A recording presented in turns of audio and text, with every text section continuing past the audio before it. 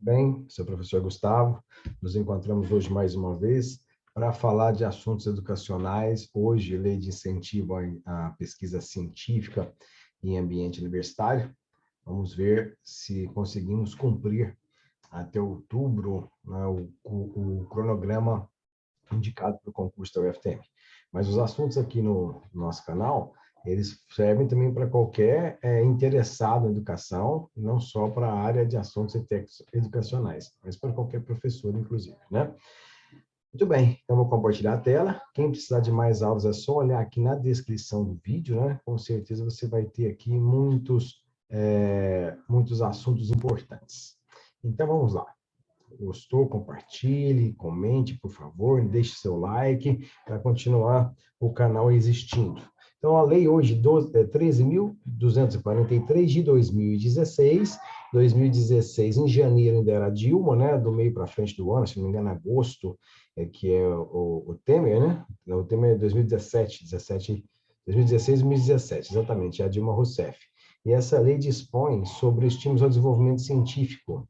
Eu lembro que no governo dela tinha aquele Estudo Sem Fronteira, né? Alguns amigos meus fizeram, inclusive, parte da graduação fora do país, motivados por esse incentivo à pesquisa científica, né? Aquele era um outro projeto de uma outra lei. Aqui fala dos fomentos, de como é necessário trabalhar a parte de educação, ensino e pesquisa. Então, a parte da pesquisa é com essa lei aqui, né? 13.243. Essa lei dispõe de estímulos ao desenvolvimento científico, é isso que eu te falei, né? O que é estímulos? Capacitar profissionais, liberação de verba, criação de locais especializados para isso, parcerias com instituições privadas, com outras instituições, tudo isso porque o ensino que só ensina, a gente já conhece muito bem isso na nossa esfera de ensino básico, é um ensino particular.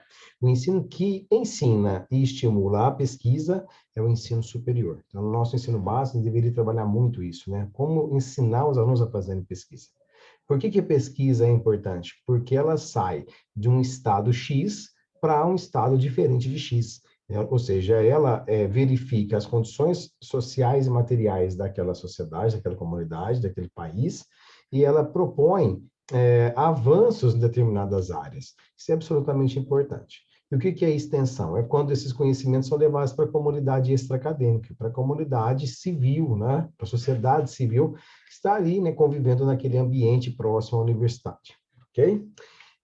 Os princípios. O que é um princípio? O princípio é o que inicia, são as bases, né? É o que é necessário para que se siga esse caminho. Então, número 1, promoção das atividades científicas e tecnológicas como estratégias para o desenvolvimento econômico e social. Foi o que eu te falei, né? Você sai de um estágio X e vai para um estágio Y. A escola que só ensina, ela nunca sai do estágio X e ela nunca cumpre o tripé da educação, que a gente já falou aqui várias vezes, né? A educação plena, ela é composta por esse conhecimento que o aluno recebe, mas esse conhecimento tem que ser suficiente para que ele seja qualificado para o trabalho e é ali na vida social que ele vai exercer a cidadania. Então, ensino pleno, exercício de cidadania e qualificação para o trabalho. A escola convencional que só ensina, ela fica parada aqui no estágio, né, X, ela só ensina o que já está pronto, as fórmulas criadas pelos nossos filósofos, matemáticos, cientistas, e não propõe a utilização em caráter de avanço econômico e social. Princípio 2, promoção e continuidade dos processos de desenvolvimento científico, tecnológico e de inovação, assegurados os recursos humanos, econômicos, financeiros para tal finalidade. Então, o que vai ter? Recursos humanos, treinamento pessoal. Recursos econômicos e financeiros, dinheiro para a pesquisa acontecer. Agora, por que isso é importante? Vamos imaginar, uma vez eu li que o Brasil tinha que pagar 400 mil dólares por dia para aluguel de uma sonda para tirar o pré-sal ali da região de Santos. Cara, se a gente já tem petróleo de outras localidades, se a gente já consegue viver sem aquele pré-sal, a gente, se for tirar agora com a pressa, porque o governo que está no momento, né, ele precisa do dinheiro do pré-sal. Então, ele vai gastar, ele já chega levando 400 mil dólares de prejuízo por dia. Isso vai impactar no preço aí do combustível, das coisas, da inflação, quando esse pré-sal for utilizado, né? Agora, você imagina, em vez de usar esses 400 mil por dia, usa esse dinheiro, não precisa nem ser desse tanto, né? Imagine isso aí há 5, 10 anos. E crie uma tecnologia do petróleo, vai lá na UFRJ, né? E cria lá uma tecnologia do petróleo, especialização em pré-sal e desenvolvimento para a criação de sondas brasileiras, de tecnologia brasileira. Faz parceria com empresas brasileiras. E aí, daqui a 5 anos, por exemplo, 7, sei lá, 8, né? Nós vamos tirar o petróleo com a nossa tecnologia. E essa tecnologia que vai ser usada para fabricar uma sonda que tira pré-sal, é óbvio que ela vai ser usada em outros setores, porque é uma tecnologia que pode ser adaptada em outras situações. Quer dizer, investir nisso é absolutamente importante. O Brasil não pode ficar só a reboque do agronegócio. Nós somos uma grande fazenda há 500 anos. E a gente está no século XXI, moçada, e a gente não tem uma empresa que fabrica celular. Nós não temos uma empresa que fabrica redes de internet. A gente tem que trazer ou da China ou dos Estados Unidos essas empresas. Isso impacta no preço que a gente paga, né? E outra, não gera emprego para a gente. Então, o pessoal aí do neoliberalismo, que fala tanto, né, que vai gerar emprego, você tem que investir em tecnologia. A gente não tem, no século XXI, a gente importa carro, não tem empresa brasileira que fabrica carro, entendeu?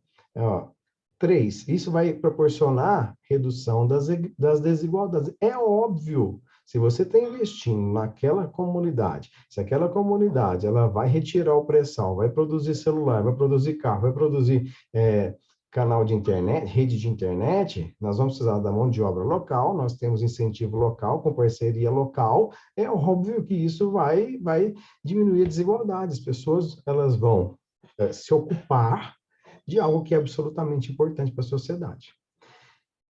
4, descentralização das atividades da ciência, tecnologia e inovação em cada esfera de governo, com desconcentração em cada ente federado. Por que descentralizar e desconcentrar é importante? Para não sair para não ficar na mão do monopólio, para não ficar na mão de tudo que tem que fazer, está na mão daquele governo. Né? Esse processo tem que ser um processo para o Brasil, e não para o governo. É um projeto Brasil, é uma agenda de Estado, e não uma agenda de governo. A agenda de governo dura 4 anos. Tá? Eu me lembro que eu trabalhei em farmácia muito tempo, né? E as pessoas gostam, né? Apesar de não ter tanto efeito assim, elas gostam de tomar coquetel para gripe. Coquetel, tinha um rapaz que trabalhava comigo, ele falava assim, quando você vier, você toma só comigo, que eu que sei qual é o coquetel, ninguém que mais sabe. Isso significava que quando a pessoa vinha e ele não estava, ela voltava. Ele prejudicava, então, a venda da farmácia, nós precisávamos do dinheiro para pagar não só os impostos, mas também os funcionários, né? E ele prejudicava. Até que eu, então, fui no sistema e escrevi no sistema coquetel para gripe. Coloquei os produtos aqui que faziam parte do coquetel para gripe, né? Quando o cliente chegava, eu falei assim, não, o coquetel que ele aplica é o mesmo, a gente aplica, tá até aqui no sistema, tal, né? Porque tem que descentralizar. Se você centralizar, você abre pressuposto para corrupção, para monopólio, né? Ou seja, sai um governo, entra outro, as coisas têm que funcionar do mesmo jeito. Isso é uma política de qualidade para qualquer nação, tá? Então, a ciência passa pela tecnologia, né? A gente acha que ciência é assim, né? A gente vai ligar para o médico vai dizer, o Covid-19 fica tantas horas vivo no chão da sua casa. Então, se você limpar a sua casa de tanto em tantas horas, você vai estar protegido. E não é assim que funciona, porque para você fazer alguma coisa em torno da ciência, tem que passar por questões políticas, por questões econômicas, né? Tem alguns alunos me perguntando se a humanidade vai ficar melhor depois da Covid-19. O pressuposto para ficar melhor é a gente ser menos ganancioso. Para começar, a vacina não é de graça, né? A vacina tem um monte de empresa tentando fazer vacina para poder transformar ela em dinheiro. Né? Vale bilhões de dólares um contrato com o país. Então, aí já começa por aí, né? Entendeu? Então, infelizmente, nós já passamos por peste negra, Primeira, Segunda Guerra Mundial e tal. E a tecnologia não tem que ser abandonada por isso, ela tem que estar em prol dos nossos problemas sociais e tem que estar na agenda do Estado e não na agenda de governo. Questão 5. Promoção da cooperação e interação entre os entes públicos, entre os setores privados e privado e entre empresas. Então, nós estamos falando de cooperação e interação. Então, pode fazer parceria, vai ter um momento que a gente vai falar nisso, convênio, tá? O que importa é a produção científica acontecer. 6. estimula a atividade de inovação das instituições científicas, tecnológicas, as ICTs, né, e nas empresas, inclusive para atração, constituição e instalação de centros de pesquisa, desenvolvimento e inovação de parques e polos tecnológicos do país. Por isso que nas faculdades tem muito grupo de pesquisa, porque grupo de pesquisa vai entrar na produção científica, vai melhorar a intelectualidade do estudante, da instituição, de trabalhos produzidos, né? Então, a gente já vê aí a UF, a Unicamp, já tem trabalhos de criação de respiradores por um custo mais baixo, de outros produtos ligados à Covid, de um custo-benefício bem eficiente. Isso é pesquisa que está sendo feita, ciência que está sendo feita no Brasil, tá? Então, são aqui 7, ó. O sétimo princípio, promoção e competitividade empresarial nos mercados nacional e internacional. Por quê? Isso aqui pode virar royalties, né? Isso pode gerar dinheiro. O que é royalties? É a diferença entre o que se gastou para investir e o que recebeu. Se deu positivo, a gente pode distribuir isso para outros incentivos de pesquisa, estimular isso mais, uma vez que a empresa é pública. A oitava, incentiva a constituição de ambientes favoráveis à inovação, atividades de transferência e tecnologia. Então, esse ambiente favorável é os institutos de educação superior, que vão ser ali, que vão criar ali dentro deles os parques tecnológicos, institutos tecnológicos, a gente vai ver daqui a pouquinho. Nono, promoção e continuidade dos processos de formação e capacitação científica. 10. Fortalecimento das capacidades operacional, científica, tecnológica e administrativa. Quer dizer, todos os setores, não só o do fazer pesquisa e ciência, mas o que está ali na base, na infraestrutura, né? A parte do financeiro, a parte do aparato físico, né? Tudo ali tem que estar funcionando. 11. A atratividade dos instrumentos de fomento de crédito, bem como sua permanência, atualização e aperfeiçoamento. Então, se a gente estiver pensando em empresa particular, a empresa particular pode chegar no governo e pedir empréstimos, né, linhas de crédito para desenvolver, e o governo tem que estar parceiro. Aí a gente tem aquele BNDES, né, o Banco Nacional de Desenvolvimento Social. Beleza? Com juros subsidiados para quem tem essas ideias de empreendedorismo, principalmente nesse caso da lei, aqui, né, 13.243, não é isso? 13.243, na linha da ciência. 12ª, simplificação de procedimentos para gestão de projetos, ciência, tecnologia e adoção de controle. Essa simplificação é a diminuição da burocracia. A burocracia, ela implica várias pessoas trabalhando e o custo disso é maior, né? 13ª, a utilização do poder de compra do Estado para fomento à inovação. Então, o Estado, ele vai estar sempre ali, trabalhando como um parceiro da produção científica. Tem que ser assim, né? E a 14ª, apoio, incentivo e integração dos inventores independentes às atividades dos institutos de tecnologia e ao sistema produtivo. Então, nós temos aqui, né, esse apoio e incentivo, de novo, da escola, da comunidade, principalmente do governo. Aqui, eles trazem para a gente nessa lei alguns termos, né, que pode ser cobrado aí na sua prova. Então, alguns são bem simples, né? O que é um criador? Autor da criação do projeto científico. O que é inovação? Introdução da atividade, da novidade ou aperfeiçoamento do ambiente que já existia. O que é instituição científica e tecnológica? O ICT que aparece. É o órgão de desenvolvimento tecnológico. O que é o núcleo de inovação científica e tecnológica? É uma estrutura com um ou mais órgãos de desenvolvimento. O que é uma fundação de apoio? É o apoio aos projetos de pesquisa, ensino e extensão. Pesquisador público é aquele que está vinculado ao governo, ele é um ocupante de um cargo público, talvez um professor universitário que faz a pesquisa pública. O que é um parque tecnológico? Aqui a gente tem o IFTM, ele é um parque tecnológico, ele é um ambiente industrial, né? O que é uma extensão tecnológica? É aquilo que disponibiliza os projetos à sociedade, é o que vai fazer o curso de extensão tecnológica. Então, a instituição de ensino superior, ela não está dissociada de forma alguma do ensino, né? Quer dizer, a cultura acumulada no mundo, pesquisa, né? Que é para melhorar a sociedade, e a aplicação dessa pesquisa na sociedade, que é a extensão, ensino, pesquisa e extensão, beleza? Garantidos pela Constituição e pela LDB. Bônus tecnológico, subvenção. O que é uma subvenção? Incentivo financeiro, né? Às vezes não vai pagar tanto de imposto de renda, às vezes vai ter uma linha de crédito mais em conta, né? Isso é subvenção tecnológica para microempresas para fins específicos na área de tecnologia.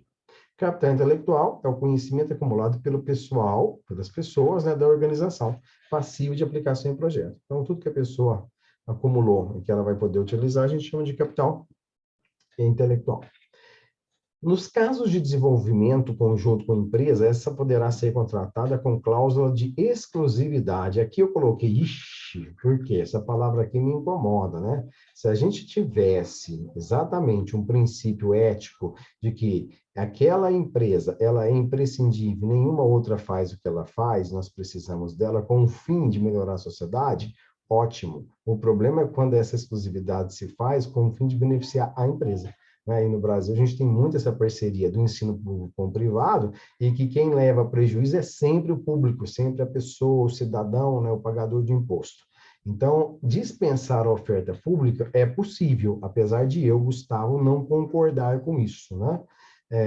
Devendo ser estabelecida em convênio o contrato, a forma de remuneração. Está tudo lá, né, como forma de remuneração, mas tem que tomar um cuidado, né? Principalmente quem é aquele funcionário público que toma conta dessa área, para que não seja mais uma ponte de algo ilícito na história do nosso país, né?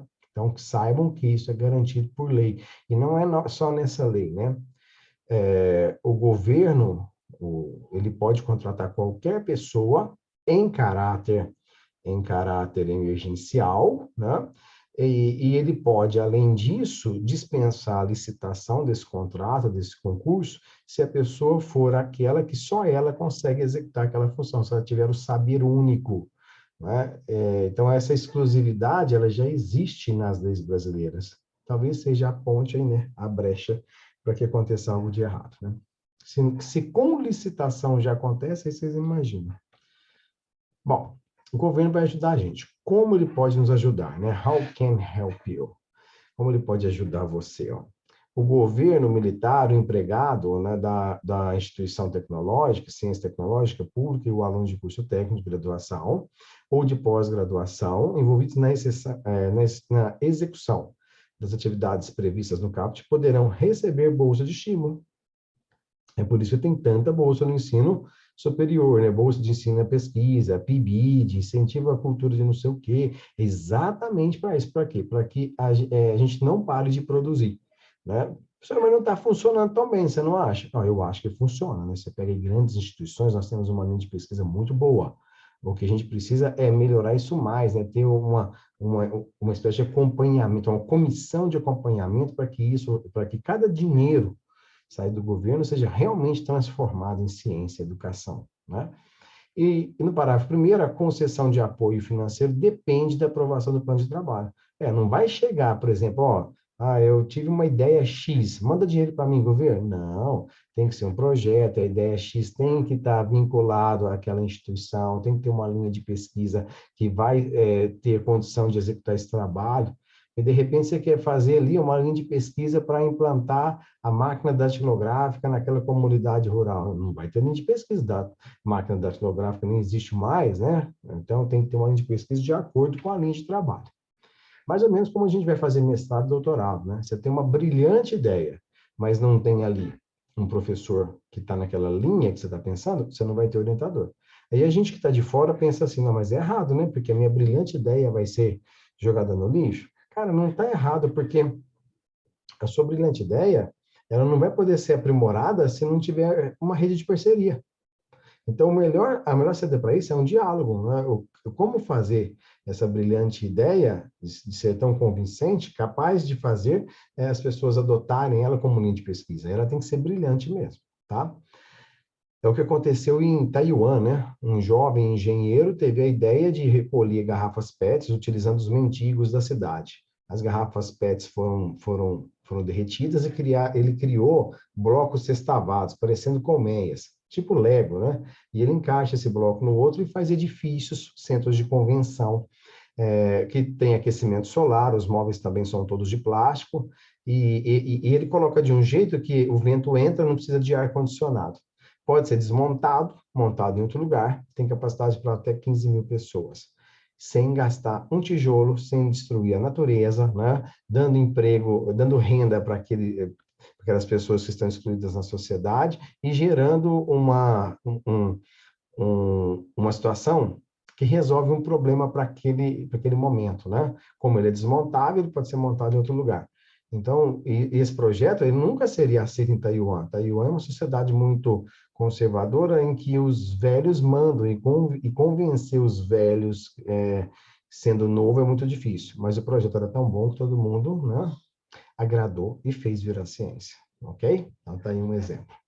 Parágrafo 3º. Você que foi aprovado no concurso agora, tá? As gratificações específicas do pesquisador público em regime de dedicação exclusiva, então você já está efetivado, né? Vamos supor que você já é lá o de 40 horas, tá? Inclusive aquele enquadrado em plano de carreira, qual que é a lei? 8.112, está aqui embaixo, 8.112, plano de carreira do servidor, tá? Aproveita e já veja também o código de ética, vai cair uma questão sobre isso lá, com certeza, tá?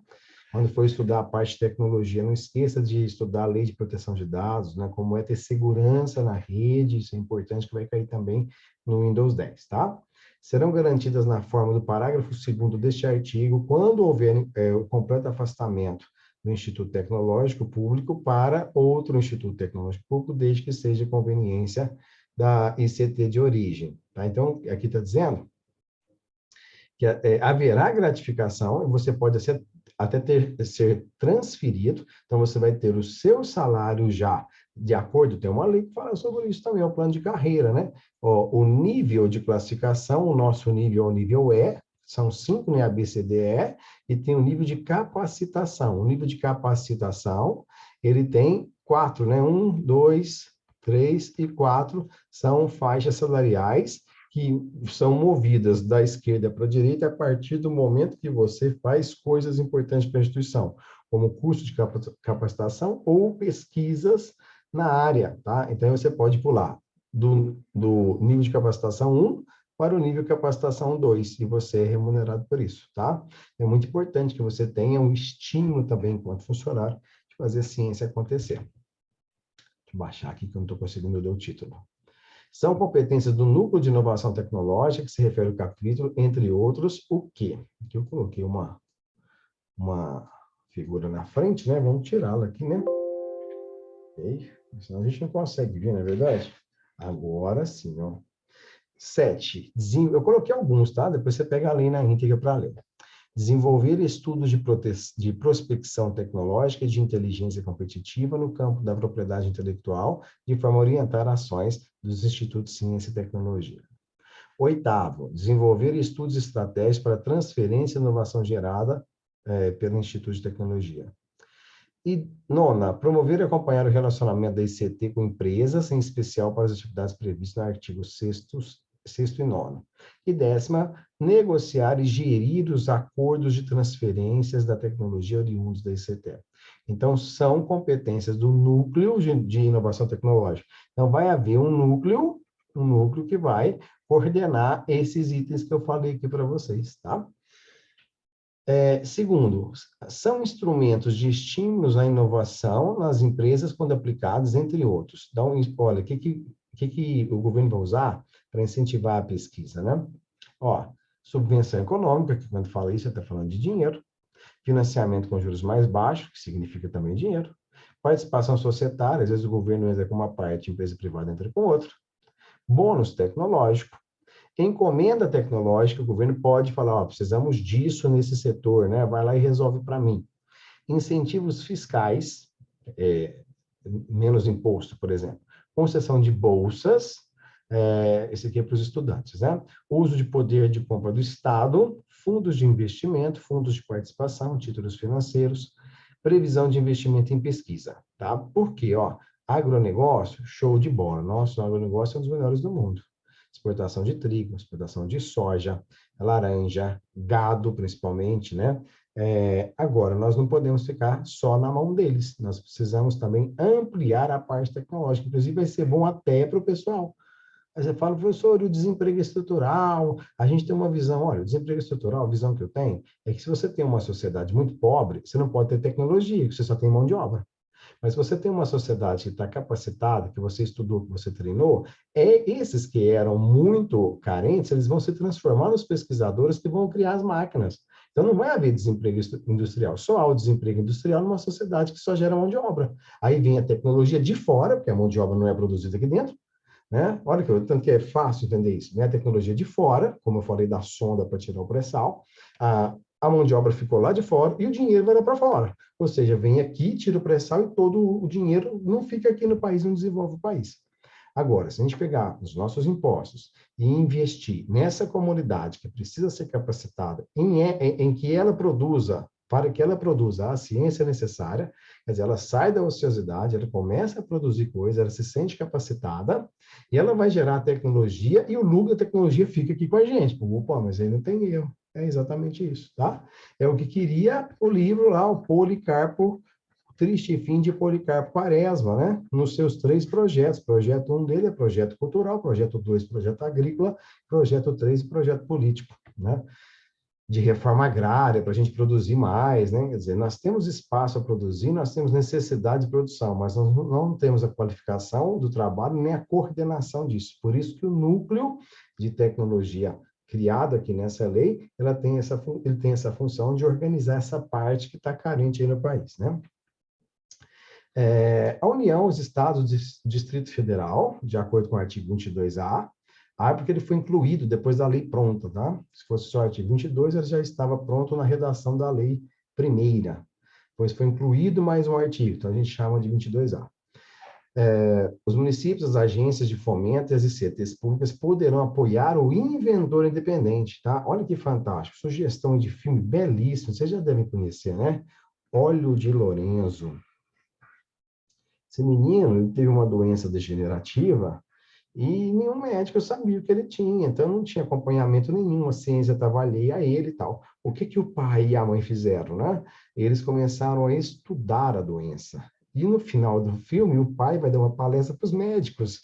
Ou seja, o pai ganhou o título de médico honorário naquela área que ele estudou, né? Ele não precisou fazer a faculdade, porque ele foi um cara independente. Então, para esses caras independentes, sabe essas pessoas fora da curva, né? Às vezes deve ter algum parente, né, que gosta de inventar alguma coisa, um vizinho, sabe? Essas coisas que viram lendas na cidade, principalmente em cidade pequena, né? As pessoas que se destacam pela inteligência, eles precisam ser apoiados pelo governo. Então, não precisa ser só a instituição, mas o sujeito independente também. Outro filme legal que fala disso que eu estou falando é O Menino, assistem, maravilhoso, que inventou o vento. Vocês viram da Dilma, quando ela queria sacar o vento, teve um que inventou o vento. Maravilhoso esse filme, né? O menino, né, virou engenheiro, né? E funcionou. Assim, nesse eu não vou te dar spoiler nenhum, mas vale a pena mesmo, tá? Número 1, análise da viabilidade técnica e econômica do projeto, quer dizer, o sujeito particular, ele também precisa prestar contas, né? 2, assistência para a transformação da invenção em produto. 3, assistência para a constituição da empresa que produz o bem de objeto da invenção, então ele pode vincular-se a uma empresa que já esteja na área, né? 4, sumiu. 4, orientação para a transferência de tecnologia para as empresas já constituídas. E aí, né, o projeto não pode ficar só para ele, para aquela comunidade, ele vai ser ampliado, porque ele teve a ajuda do governo, ele vai para todos os espaços. Show de bola, né? Lei 13.243 incentiva a produção científica e tecnológica no país. Ok, gente, muito obrigado, né? Espero que tenha ajudado com mais esse vídeo. Espero o seu comentário aqui e a gente se encontra no próximo.